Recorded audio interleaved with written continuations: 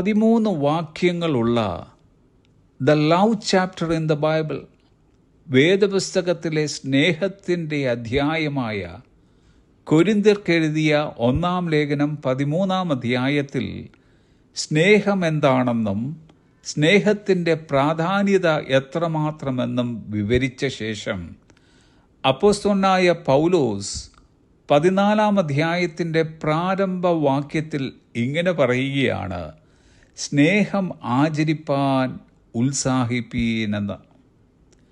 Greek ഭാഷയിൽ ഈ വാക്യത്തിൻ്റെ യഥാർത്ഥ വിവർത്തനം ഏണസ്റ്റ്ലി പെർസ്യൂ ലവ്, സ്നേഹത്തെ ആത്മാർത്ഥമായി പിന്തുടരുക എന്നാണ്.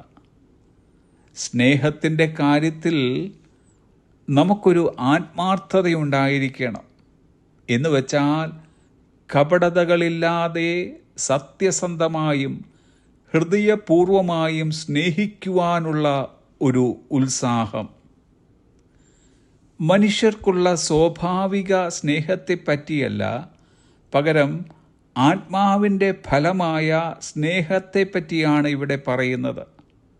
സ്വാഭാവിക സ്നേഹവും ആത്മാവിൻ്റെ ഫലമായ സ്നേഹവും തമ്മിൽ വ്യത്യാസമുണ്ട്. സ്വാഭാവിക സ്നേഹം ആത്മാർത്ഥമെങ്കിൽ അതിൽ കൂടി കാണുന്നത് നല്ല മനുഷ്യരെയെങ്കിൽ, ആത്മാവിൻ്റെ ഫലത്തിൽ കൂടി ക്രിസ്തുവിൻ്റെ സ്നേഹത്തെയാണ് നാം പ്രദർശിപ്പിക്കുന്നത്.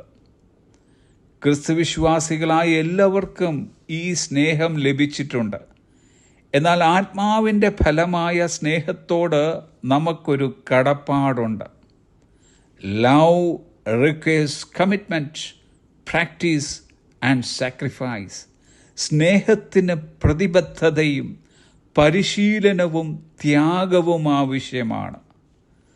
നാം സ്നേഹത്തെ കാര്യക്ഷമമായി കൈകാര്യം ചെയ്യുന്നതിനനുസരിച്ചിരിക്കും അതിൻ്റെ മഹാത്മ്യം ഏറുന്നത്.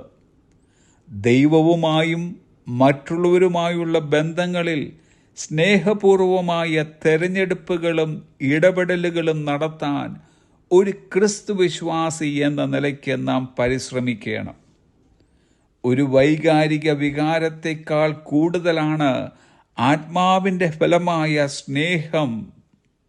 ഈ സ്നേഹം നമ്മുടെ മനസ്സിൽ മാത്രമല്ല, വാക്കുകളിൽ മാത്രമല്ല, നമ്മുടെ ഇടപെടലുകളിലും പ്രവൃത്തികളിലും ജീവിതത്തിൻ്റെ എല്ലാ തലങ്ങളിലും തിളങ്ങി നിൽക്കണം. നാം ചെയ്യുന്നതെല്ലാം സ്നേഹത്തിലൂടെയെങ്കിൽ നമ്മുടെ ജീവിതമാകമാനം സ്നേഹം കൊണ്ട് നിറഞ്ഞു നിൽക്കും.